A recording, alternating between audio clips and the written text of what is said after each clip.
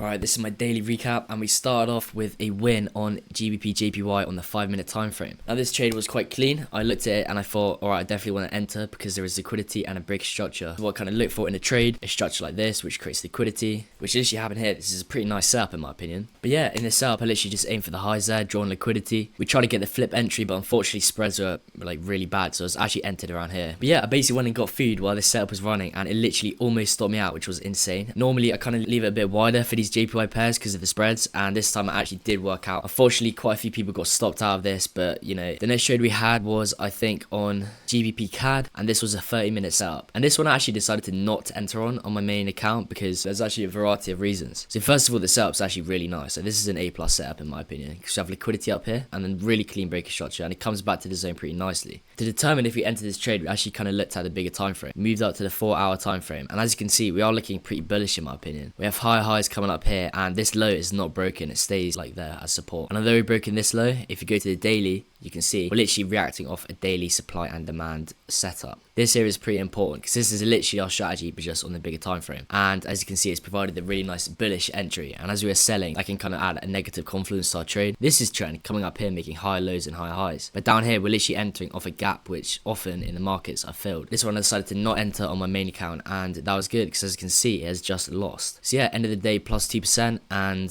the account is getting better. If you guys want to learn the strategy and be in a community of traders, just join the Discord. It's in my bio.